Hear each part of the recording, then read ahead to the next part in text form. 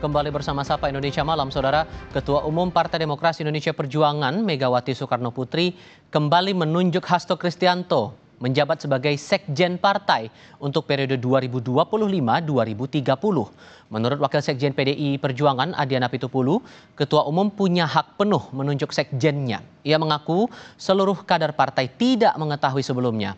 Sebelum itu, Hasto Kristianto mendapat amnesti dari Presiden Prabowo Subianto usai divonis 3,5 tahun penjara dalam kasus suap terkait Harun Masiku. Berita gembira dari DPP PDI Perjuangan pada hari ini adalah tadi Ibu Ketua Umum kita sudah memutuskan dan menetapkan Sekjen PDI Perjuangan adalah Pak Hasto Kristianto. Bisa dikatakan kita semua sama-sama tidak tahu, karena kita sudah bersetuju bahwa penyusunan struktur DPP itu 100% hak prerogatif Ketua Umum. Jadi tadi di atas ketika mau dilantik, DPP yang belum dilantik di Bali kemarin, dibacakan namanya satu persatu, lalu Pak Adi, Wasekjen bidang sekretariatan ya, itu bertanya, sekjennya siapa Bu? Lalu Ibu Ketua Umum katakan Pak Hasto. Dan semua refleks berdiri tepuk tangan bersama-sama. Kalau dulu tanya kaget karena saya juga tidak tahu. Teman-teman yang di atas menurut saya juga tidak tahu.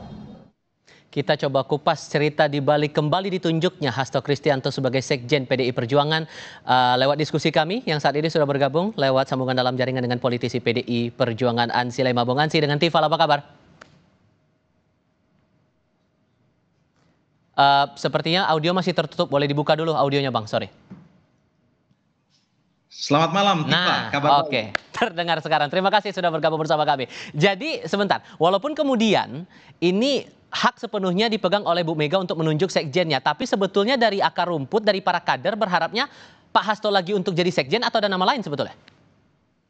Ya, Tifa, seperti disampaikan oleh Wakil Sekjen Bidang Komunikasi Eksternal tadi, Adian Apitupulu, itu betul adanya. Bahwa memang sebagai mandataris Kongres formatur tunggal, Ibu Megawati Soekarnoputri sebagai Ketua Umum itu diberikan hak prerogatif untuk menentukan seluruh struktur kepengurusan termasuk Sekretaris Jenderal ataupun Sekjen PDI Perjuangan. Dan itu merupakan keputusan yang sepenuhnya hanya diketahui oleh Ibu Megawati dan tidak saja kader ataupun juga pengurus di tingkat daerah dan sebagainya, bahkan pengurus DPP yang hadir pada saat siang tadi pun juga tidak mengetahui siapa sesungguhnya sekjen yang merupakan pilihan dari Ibu Megawati Soekarnoputri. Jadi memang apa yang disampaikan oleh Bung Adian Apitupulu, beliau kaget, teman-teman yang lain juga baru tahu pada saat itu. Demikianlah cerita kebenarannya. Dan teman-teman sendiri, terutama Anda pribadi secara personal, walaupun sekali lagi ya ini keputusan dari Bu Mega sepenuhnya yang punya wewenang untuk menunjuk, berharapnya memang Pak Hasto lagi untuk menempati posisi yang sama. Ini kan sejak 2015 beliau jadi sekjen. Ya, kami sepenuhnya memberikan kepercayaan kepada Ibu Mega untuk menyusun struktur dan termasuk memilih sekjen di dalamnya. Dengan demikian sikap kami sebagai kader adalah tegak lurus. Kami meyakini bahwa Ibu Mega adalah seorang pemimpin yang memiliki pengalaman yang sudah sangat banyak, makan asam garam politik, dan tentu beliau punya pertimbangan-pertimbangan yang sangat rasional, melewati proses refleksi yang cukup mendalam, sehingga kemudian sampai pada suatu keputusan untuk kembali memilih Pak Hasto Kristianto untuk menduduki posisi sekjen di periode yang ketiga ini. Tapi apa sebetulnya yang menjadi pertimbangan Bu Mega sampai akhirnya baru memutuskannya sekarang? Kenapa tidak saat Pak Hasto datang waktu itu ke Bali setelah mendapatkan amnesti? Kan beliau langsung datang tuh ke Bali ke acara kongres, kenapa nggak saat itu saja? Kenapa harus pertimbangan berhari-hari dulu, baru kemudian hari ini ditetapkannya? Tentu pertimbangan yang betul-betul otentik yang mengetahuinya adalah Ibu Mega. Tetapi kita tahu bersama bahwa pada saat-saat itu kehadiran Pak Hasto Kristianto dalam ajang kongres di Bali itu berada pada masa-masa akhir. Kongres itu akan segera ditutup. Dengan demikian tentu Ibu memiliki pertimbangan-pertimbangan tersendiri untuk kemudian mengumumkan seluruh struktur ataupun susunan kepengurusan DPP dan memutuskan untuk merangkap jabatan pada posisi jabatan sekjen ini.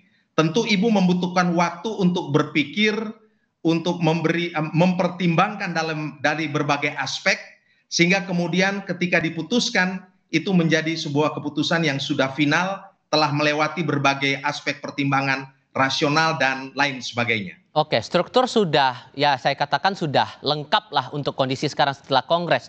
Udah ada sekjen juga begitu, wasekjennya pun sudah disusun sedemikian rupa. So, apa arahan dari Bu Mega kepada para kader ke depannya? Mengingat dalam Kongres kemarin kan sudah ditegaskan posisi partai sebagai partai penyeimbang begitu di era pemerintahannya Presiden Prabowo saat ini.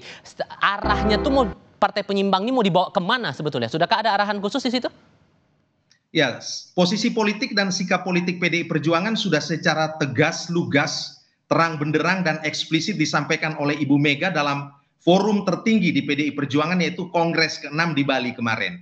Ibu menyampaikan bahwa dalam sistem presidensil kita tidak mengenal terminologi oposisi ataupun koalisi.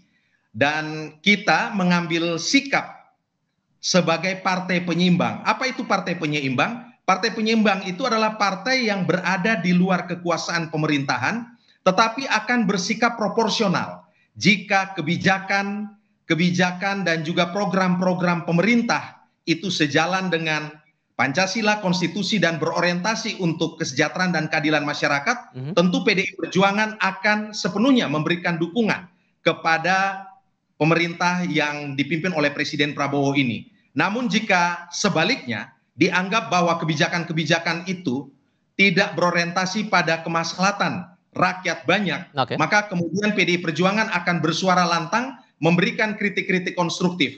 Itulah yang dimaksudkan dengan partai penyeimbang.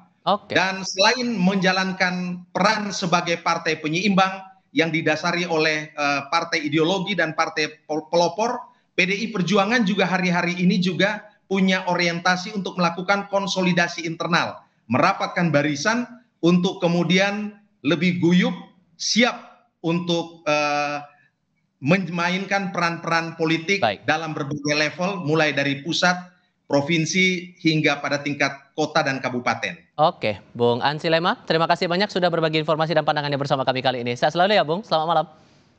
Sama-sama, Tifa. Terima kasih. Sesaat lagi kami ajak Anda